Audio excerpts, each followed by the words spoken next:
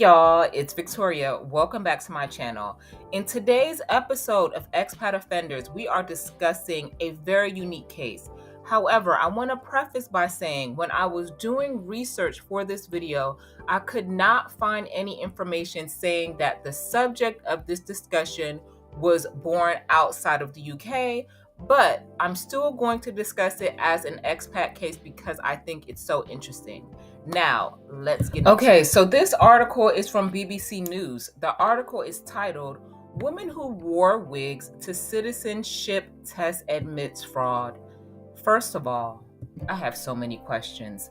Let's start by unblurring her face. I want to see what that face in each wig look like. These wigs are tired and late, especially the one on the top left. And not only do I want to see her face unblurred, I want to see photos of the people that she was trying to impersonate down to the life in the UK exam, because that's my other question. How on earth you just slapping a wig on? You ain't even try to put on makeup. From what I could see through the blur, what the hell is going on, ma'am? I have questions. This person's name is Josephine Maurice. As it's indicated on the screen, it says that Mrs. Maurice pretended to be both men and women. How the hell did she do that? Okay, that's my third question. How the hell did you just slap a wig on and then pretend to be both men and women? All right, let's get into the article. This article is dated 25th of February 2025. A woman who used an array of wigs while completing UK citizenship tests for other people has admitted fraud. Josephine Maurice from Enfield in North London pretended to be both women and men when she took the Life in the UK test on behalf of 13 applicants between the 1st of June 2022 and the 14th of August 2023. Visiting multiple test centers, Maurice wore wigs and other disguises in an attempt to help people fraudulently obtain leave to remain in the country. Appearing at Snaresbrook Crown Court via video link from HMP Bronzefield, the 61-year-old admitting conspiring to commit fraud with others over the scheme and to possessing two people's UK provisional driver's license without reasonable excuse.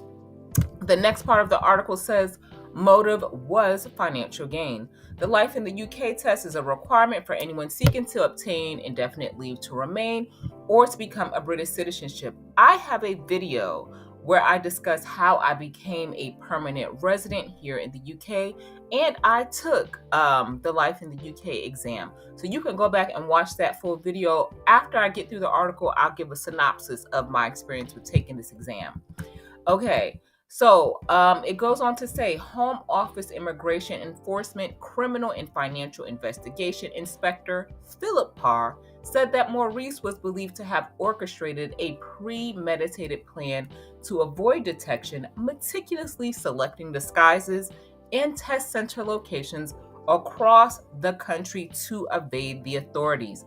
He added, as with many criminals who commit this type of crime, we believe her motive was financial gain. Maurice of Enstone Road was remanded in custody and is due to be sentenced on the 20th of May. So we are going to have to revisit this after sentencing because I have questions. I want to start with the wigs, and I want to see the people's faces that she was impersonating. I need clarification on how this woman was impersonating men. I have so many questions, and I'm curious to how much time she is going to be sentenced to.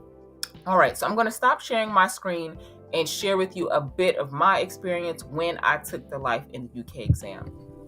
Okay, so the other thing that I am not clear about with Mrs. Maurice and how she got away with this is based on my personal experience with taking the Life in the UK exam. So first of all, it is a monitored official testing center. So when you go in, you have to show your ID, which is probably why she had those folks' provisional driver's license.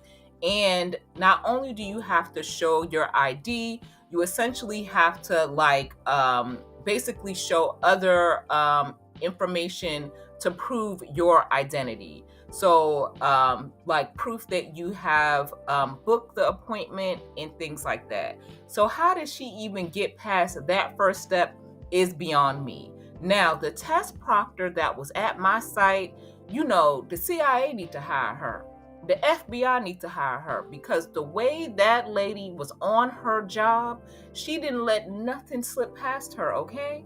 You could not keep your coat on. You had to empty your pockets. The way she was looking at the ID and looking at you to make sure that you were the same person, I know she ain't go to where I went to take my life in the UK exam, because the lady would have caught your ass, ma'am. You would not have been doing this for almost what was it, a year and a half, over a year. You would not have gotten away with this. So I don't even see how she got past the test proctor to do this. Now, the article on BBC did say that she went to multiple testing locations in order to evade, you know, being recognized. So I'm assuming she didn't go to the same place over and over again, or if she did, there was some sort of gap. But, you know, the lady that was at my testing site, she needs to train these other folks, because that lady was acting like the feds. Though she was in there acting like the feds, and she was not playing with nobody in there, and she was definitely going to put you out if she suspected anything. So we will revisit this case after she is sentenced on May the 20th, or whenever she's sentenced. The sentencing may be delayed, but she's 61 years old. Ma'am, you're too grown. Number one, you're too grown to be doing this. And number two, it's sloppy work.